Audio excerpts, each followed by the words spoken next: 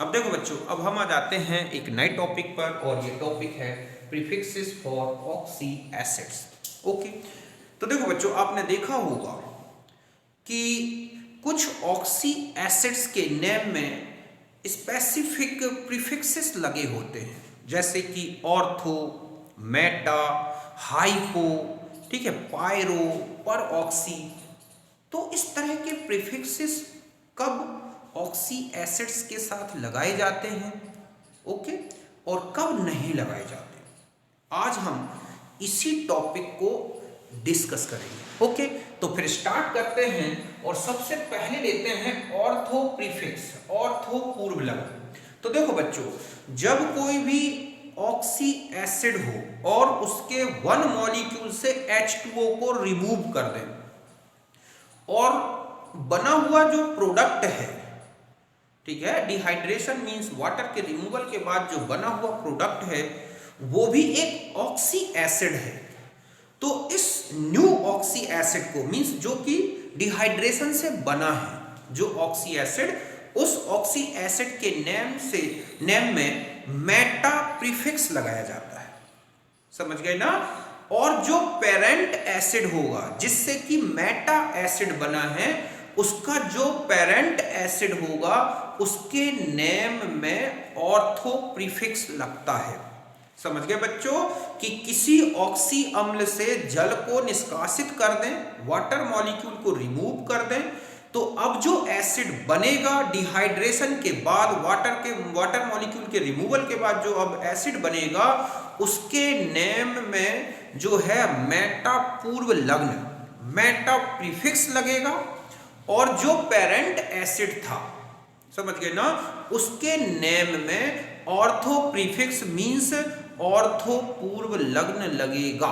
ठीक है, यही मैंने लिखा है कि when one molecule of oxy acid removed one molecule of water means H2O remove कर दे and form new oxy acid, then ortho prefix used for parent acid and meta prefix used for formed new acid। समझ गए बच्चों कि जब किसी oxy अम्ल के एक अणु से जल का अणु निष्कासित होता है तथा पुनः ऑक्सी अम्ल बनता है, तो पैतृक अम्ल में ऑर्थो पूर्व लग्न लगाया जाता है, जबकि बनने वाले नए ऑक्सी अम्ल में मेटा पूर्व लग्न लगाया जाता है। अच्छी तरह समझ गए होंगे कि किसी ऑक्सी एसिड से वाटर निकाल दें, वाटर का मॉलिक्यूल निकाल दें वन मॉलिक्यूल ऑक्सी एसिड से, और फिर न्यू ऑक्सी एसिड बनता है, तो उस ऑक्सी एसिड के नेम से पहले क्या लगेगा बच्चों?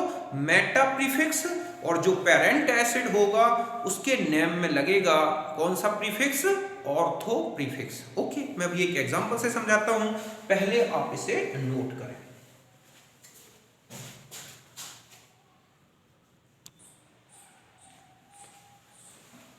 तो देखो बच्चों, हम ऐसा लिखेंगे, parent oxy acid one molecule, prefix use होगा ऑर्थो।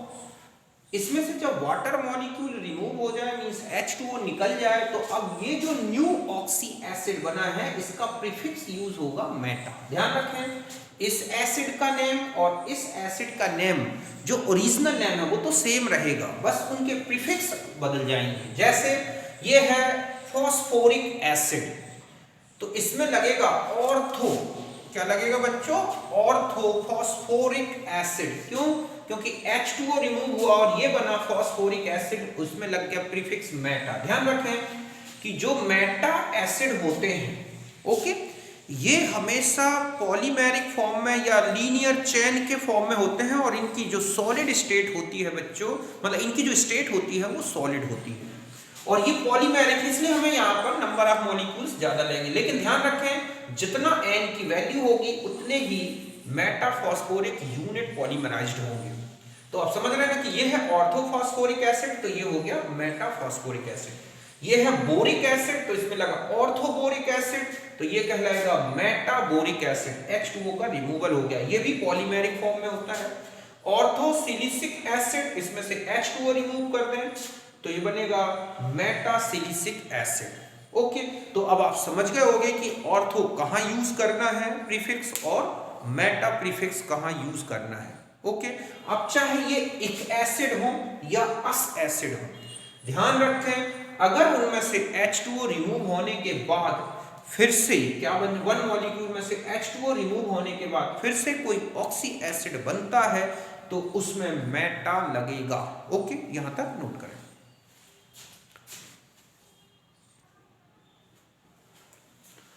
अब देखो बच्चों, ऐसे ही ये है ऑर्थो फॉस्फोरस एसिड, इसमें से H2O रिमूव कर दें तो बनेगा HPO2 होल N, दो H निकल गए और एक क्या निकल गया O, तो ये जो है इसे बोलेंगे मेटा फॉस्फोरस एसिड। ओके, यहां पे मैंने लिखा है कि meta acid exist in polymeric form और chain form, therefore hence its solid state at room temperature, ज्यादातर ये रूम टेम्परेचर पर सॉलिड है। तो यहां तक आप अच्छी तरह समझ गए होंगे, इसे भी नोट कर लें।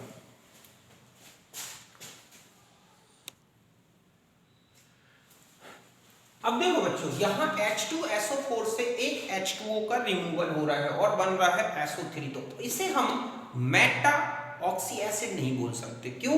क्योंकि ये एक ऑक्सी एसिड नहीं है, ये एक एनहाइड्राइड है। ध्यान रखें, H2SO4 का एनहाइड्राइड है SO3, H2SO3 में भी आप देख रहे हैं SO2 बन रहा है, तो ये ऑक्सी एसिड्स नहीं है। देयरफॉर ऑर्थो, ठीक है, नॉट यूज्ड प्रीफिक्स, ठीक है, प्रीफिक्स फॉर सच एसिड्स,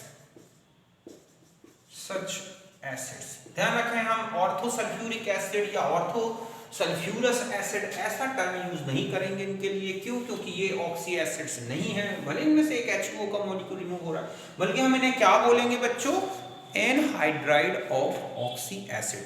किसी भी एसिड से जितने पॉसिबल H2O मींस हाइड्रोजन निकल सकते हैं, H2O निकाल दें, उसके बाद जो एसिड बनता है उस एसिड को बोला जाता है बच्चों एनहाइड्राइड ऑफ ऑक्सी एसिड। जैसे H3PO4 में से 3H2O निकाल दें 2 मॉलिक्यूल्स लेके, तो P2O5 बन जाएगा, वो उसका फॉस्फोरिक एसिड का एनहाइड्राइड होगा। ठीक है, HNO3 में से H2O 2 मॉलिक्यूल्स लेके निकाल दें तो बनेगा N2O5, ये नाइट्रिक एसिड का क्या होगा, एनहाइड्राइड। तो इस तरह से एनहाइड्राइड एक अलग चीज है और मेटा एसिड एक अलग टर्म है। ओके, तो यहां तक बात भी समझ गए होंगे, इसको भी नोट करें।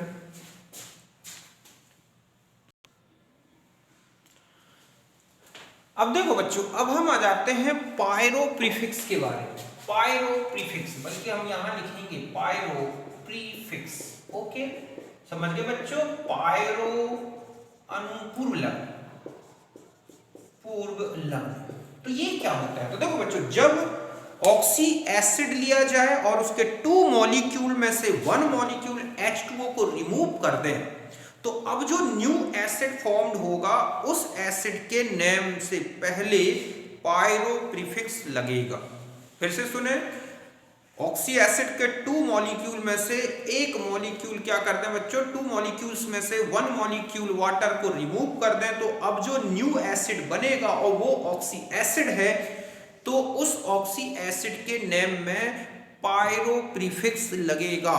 समझ गए बच्चों कि 2 मोल या 2 मॉलिक्यूल ऑक्सी अम्ल लिया जाए और उसमें से एक जल का अणु निकाल दें, तो अब जो नया अम्ल बना बच्चों उसके नाम में पायरो प्रीफिक्स लगेगा। पायरो प्रीफिक्स जिस एसिड में लगा होता है, ध्यान रखें, उसमें ऑड नंबर ऑफ ऑक्सीजन होते हैं। ओके, अभी हम देखेंगे, तो यही लिखा कि when 2 molecules of oxy acid remove 1 water molecule, 1 molecule of water and form new oxy acid, then pyro prefix used for product acid, जो भी प्रोडक्ट बना है उसमें पायरो लगेगा। They have odd number of oxygen atom, ये भी जान लें कि जो पेरेंट एसिड का नेम है वही ऑक्सी एसिड जो बना है प्रोडक्ट उसका भी नेम होगा, बस उसमें प्रीफिक्स लग जाएगा पायरो। मैं अभी आपको एग्जांपल बताता हूं तो समझ गए बच्चों कि जब किसी ऑक्सी अम्ल के 2 अणु से जल का एक अणु निकाल देते हैं या निकल जाता है तो नया ऑक्सी अम्ल बनता है, उस ऑक्सी अम्ल को बोला जाता है पायरो और इसमें पायरोपूर्व लग्न प्रयुक्त होता है। तो हम कहें पेरेंट एसिड के 2 मॉलिक्यूल्स लिए आपने, ओके, उसमें से एक H2O रिमूव कर दिया, एक ऑक्सी एसिड बना, तो उसमें पायरो प्रीफिक्स यूज्ड होगा। ओके, तो पहले आप इसे नोट करें, फिर हम एग्जांपल लेते हैं।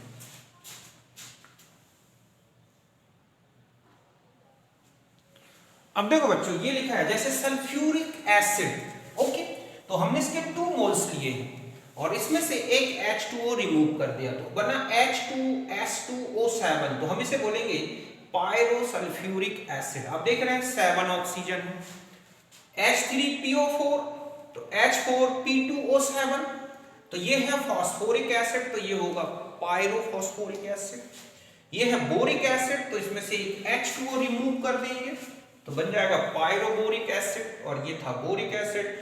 ये है फास्फोरस एसिड, तो इसे लिखेंगे पायरोफॉस्फोरस एसिड। तो आप समझ गए होंगे कि 2 मोल्स ऑफ ऑक्सी एसिड्स लिए जाएं, उसमें से 1 मॉलिक्यूल ऑफ H2O रिमूव कर दें, तो अब जो प्रोडक्ट एसिड, जो ऑक्सी एसिड बन रहा है, उसमें पायरो प्रीफिक्स लगेगा। ओके, पायरो का मतलब ही होता है हीट करके निकाला गया वाटर मॉलिक्यूल के बाद बना प्रोडक्ट। तो पायरोलाइसिस मतलब होता है कि हीट से कोई चीज जो है प्रोडक्ट हो रही है या उसका प्रोडक्ट फॉर्मेशन हो रहा है। तो यहां तक आप लिख लें। ओके,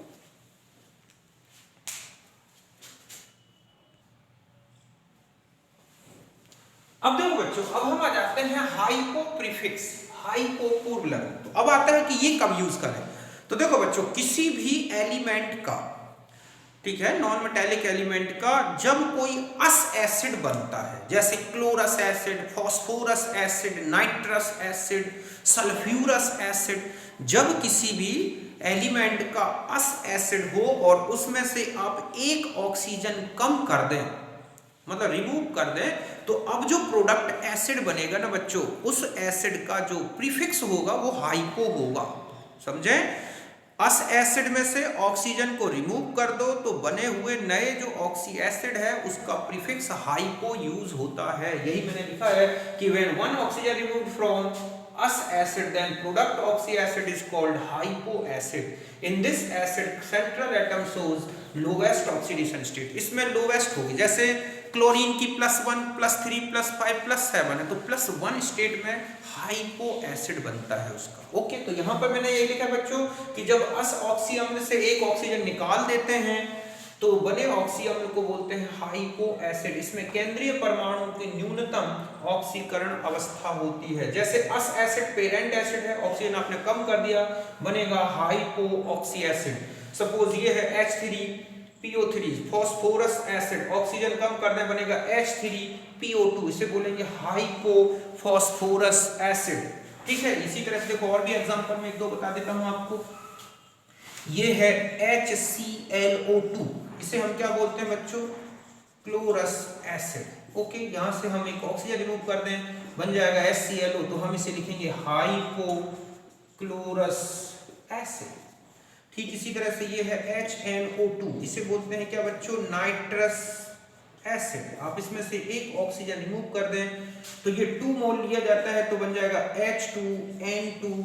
ठीक है, आप यहां से ये या ऐसे ले लें हम। ओके, यहां हो जाएगा हमारे पास HNO। ये डाइमेरिक फॉर्म में होता है H2N2O2, तो हम इसे बोलेंगे हाइपो नाइट्रस एसिड। तो आप समझ गए होंगे कि हाइपो कब लगाना है। अस एसिड से अगर एक ऑक्सीजन कम दिखता है तो उसे हम लिख देंगे क्या? हाइपो। तो यहां तक बात समझ गए, इसे आप नोट करें।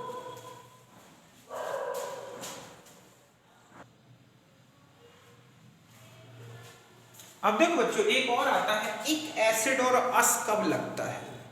तो अगर कोई भी अस एसिड है और आपने उसमें एक ऑक्सीजन बढ़ा दिया तो ध्यान रखें वो एक एसिड बन जाएगा। When one oxygen added with us acid, then product acid is called ic acid. In this acid, central atom show maximum ना कह के higher oxidation state. ओके बच्चों, क्या शो करता है? higher oxidation, मतलब 8 से ज्यादा oxidation state, +2 बढ़ जाएगी। ओके, जैसे H2SO3, इसे हम क्या बोलते हैं बच्चों? Sulphurous acid. ओके, तो ये क्या बन गया? Sulphuric acid. तो आप देख रहे हैं अस में यहां पर इसकी ऑक्सीडेशन स्टेट आप देखोगे +4 है, यहां कितनी हो गई +6। ये है नाइट्रस एसिड, तो हम इसे क्या बोलेंगे बच्चों, नाइट्रिक एसिड। ओके, ये है क्लोरस एसिड, तो ये क्या कहलाएगा बच्चों, क्लोरिक एसिड। ओके, ये है फॉस्फोरस एसिड, तो ये क्या कहलाएगा बच्चों, फॉस्फोरिक एसिड। ध्यान रखें अस और इक में जो ऑक्सीडेशन स्टेट का डिफरेंस होता है बच्चों, वो कितना होता है, 2+ का डिफरेंस होता है। अस में 2+ ज्यादा, इक में 2+ कम। ओके, तो अस में ऑक्सीजन जोड़ दें तो इक, और इक से ऑक्सीजन निकाल दें तो अस। तो अस और इक तो आप अच्छी तरह से समझ गए होंगे। ओके, इसे नोट करें।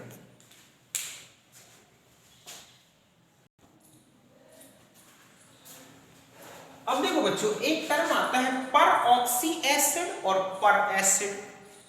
तो ये जो पर ऑक्सी जो प्रीफिक्स है या पर प्रीफिक्स है, ये कब यूज करना है, तो देखो ध्यान रखें, पहला ये कि आपको ये देखना है कि सेंट्रल एटम एक है या दो। फर्स्ट मैंने यहां दिया है कि when only one central atom Ca present in acid. अब एसिड में एक ही सेंट्रल एटम है, तब क्या करें, तो देखो बच्चों, पर ऑक्सी या पर एसिड कब बनता है, जब एक एसिड में एक ऑक्सीजन ऐड कर दें तो पर ऑक्सी एसिड, या इसी को बोलते हैं पर एसिड। अभी मैं एग्जांपल से समझाता हूं, फिर से सुने, एक एसिड में एक एक्स्ट्रा O ऐड कर दें तो ये पर ऑक्सी एसिड या पर एसिड होगा। अब आता है कि कब पर ऑक्सी लगाओगे और पर कब लगाओगे। तो ध्यान रखें कि पर ऑक्सी प्रीफिक्स तब यूज करना है ऑक्सी एसिड में जब उस सेंट्रल एटम का oxidation state out of range हो जाए, मतलब मैक्सिमम जितना आना चाहिए था उससे ज्यादा आ रहा है। जैसे H2SO5 में आप सल्फर का ऑक्सीडेशन स्टेट कैलकुलेट करोगे 8 आएगा प्लस में, जो कि 6 से ज्यादा है, आउट ऑफ रेंज हो गया, 6 से ज्यादा तो नहीं हो सकती सल्फर का ऑक्सीडेशन स्टेट। तो अब हम इस H2SO5 में पर ऑक्सी लगाएंगे। ओके, फिर से सुने, पर ऑक्सी तब लगाओगे जब किसी भी ऑक्सी एसिड के सेंट्रल एटम का oxidation state out of range हो जाए, जितना आना चाहिए था उससे ज्यादा आ जाए, मतलब मैक्सिमम से ज्यादा आ जाए, तब उसमें पर ऑक्सी लगेगा। और ऐसे एसिड में पर ऑक्सी लिंकेज होगा। समझ गए बच्चों कि इसमें पर ऑक्सी बॉन्ड होगा।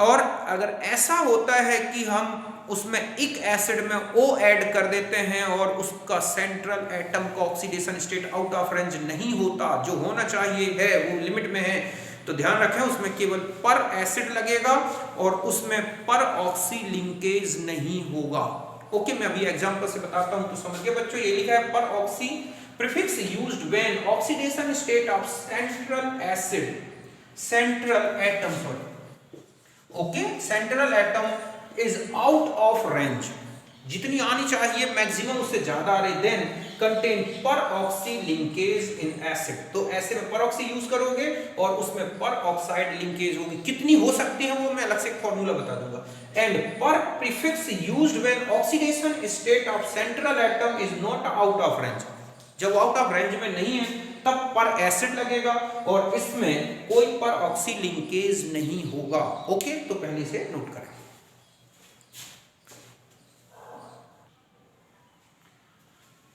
अब देखो बच्चों, यही मैंने अभी यहां फिर से सुन लिया, जब ऑक्सी अम्ल में केंद्रीय परमाणु की ऑक्सीकरण अवस्था उच्चतम ऑक्सीकरण अवस्था से ज्यादा हो, ज्यादा आ जाए, मतलब कैलकुलेटेड करने पर आउट ऑफ रेंज हो रही हो, तब ध्यान रखें पर ऑक्सी पूर्व लगने लगेगा और ऑक्सी अम्ल में पर ऑक्सी बंद होगा। ठीक है, और जब ऑक्सी अवकरण अवस्था सीमा में हो तो उसमें केवल पर पूर्व लगने लगेगा। देखो कैसे, एक पहले तो ये बता दूं, एक एसिड में जैसे ही ऑक्सीजन ऐड कर दोगे ये बन जाएगा पर ऑक्सी एसिड या पर एसिड। यहां तक बात समझ गए ना।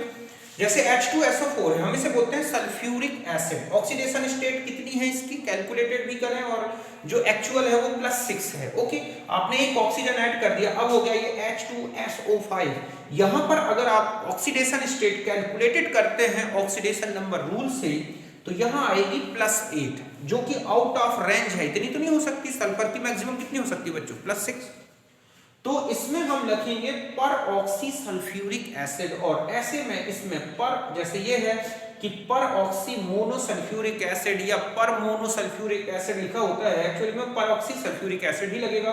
और इसमें क्या होगा बच्चों, पर ऑक्साइड लिंकेज या पर ऑक्सी लिंकेज होगी। ओके, जस्ट ऐसा ही H2H2O7 पायरोसल्फ्यूरिक एसिड है, आपने O जोड़ दिया, H2H2O8, ये कैरो एसिड भी कहलाता है, ये मार्शल एसिड कहलाता है। इसे लिखेंगे पर ऑक्सी डाइसल्फ्यूरिक एसिड, इसमें भी पर ऑक्साइड लिंकेज होगी, क्योंकि यहाँ जो कैलकुलेटेड ऑक्सीडेशन स्टेट आएगी ना बच्चों +7 आएगी, जबकि यहाँ +6 आ रही है, तो इसमें भी हम पर ऑक्साइड लिंकेज लेंगे और इसमें पर ऑक्सी यूज होगा। अब ध्यान से देखें कि क्लोरिक एसिड ये है, हमने इसमें ऑक्सीजन ऐड कर दिया, ये बन गया पर क्लोरिक एसिड। यहाँ पर ऑक्सी क्यों नहीं लगाएंगे, क्योंकि यहाँ +5 है और यहाँ कितनी होगी बच्चों +7। यहाँ पर क्लोरीन की +7 कैलकुलेटेड वैल्यू भी है और एक्चुअल वैल्यू भी है, इसलिए इसमें पर ऑक्सी नहीं लगेगा, केवल क्या लगेगा, पर क्लोरिक एसिड। ध्यान रखें इसमें पर ऑक्साइड लिंकेज नहीं होगा। तो फिर से सुन लें, पर ऑक्सी तब लगाएंगे जब सेंट्रल एटम की ऑक्सीडेशन स्टेट लिमिट से बाहर जा रही हो, जितनी है उस मैक्सिमम से ज्यादा, तब पर ऑक्सी एसिड लगेगा और उसमें पर ऑक्साइड लिंकेज होगी। और पर एसिड केवल तब लगाओगे जब एसिड में जो सेंट्रल मेटल एटम की कैलकुलेटेड ऑक्सीडेशन स्टेट है बच्चों, ठीक है, वो उस लिमिट के अंदर आ रही हो। तो इस तरह से यहाँ पर H2SO पर ऑक्सी सल्फ्यूरिक एसिड या पर सल्फ्यूरिक एसिड, पर मोनोसल्फ्यूरिक एसिड, पर डाइसल्फ्यूरिक एसिड। ओके, तो यहाँ पर आप समझ गए ना कि इसमें एक परऑक्साइड लिंकेज होगी। तो यहाँ तक आप अच्छी तरह से ध्यान रखें, सल्फर की ऑक्सीडेशन स्टेट इसमें +6 ही है, लेकिन आप कैलकुलेटेड कर रहे हैं तो आपको ऐसा लग रहा है कि आउट ऑफ रेंज जा रही है, तो इतना तो नहीं हो सकता, तब हम ऐसा यूज करते हैं और उसमें एक पर ऑक्साइड लिंकेज लगा देते हैं, जबकि इसमें ऐसा नहीं है, इसलिए हम पर ऑक्सी यूज नहीं करेंगे। तो यहाँ तक आप समझ गए होंगे, नोट करें।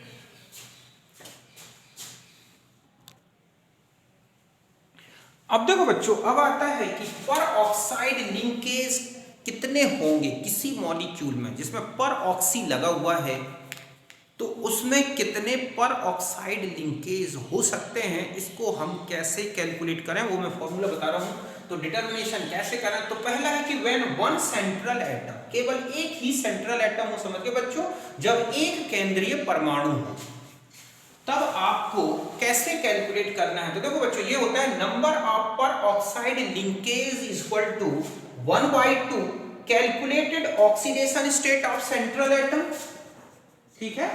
और ये है बच्चों ये है कैलकुलेटेड ऑक्सीडेशन स्टेट, मतलब आप जो रूल लगाते हैं, ऑक्सीडेशन नंबर रूल्स लगाते हैं, उससे क्या आ रही है ऑक्सीडेशन स्टेट, वो माइनस एक्चुअल में ऑक्सीडेशन स्टेट क्या होती है जो आप उसके स्ट्रक्चर के बेस पर देखते हैं, मतलब मैक्सिमम कितनी हो सकती है वो। यहां पर अगर आपको एक्चुअल नहीं पता तो आप मैक्सिमम रख सकते हैं कि उसमें कितनी हो सकती है मैक्सिमम। ओके, समझ गए बच्चों। परऑक्साइड लिंकेज बंधों की संख्या बराबर 1/2 परिकलित ऑक्सीकरण अवस्था, मींस आपने ऑक्सीकरण संख्या नियम लगाया उससे निकाली, वो क्या आ रही है, और वास्तविक ऑक्सीकरण संख्या कितनी हो सकती है मैक्सिमम, वो लिखें। किसकी है ये, केंद्रीय परमाणु। समझ गए बच्चों कि जो केंद्रीय परमाणु है उसकी ऑक्सीकरण अवस्थाएं आप निकाल लें और उनका अंतर लें। अगर दो सेंट्रल एटम है तब परऑक्साइड लिंकेज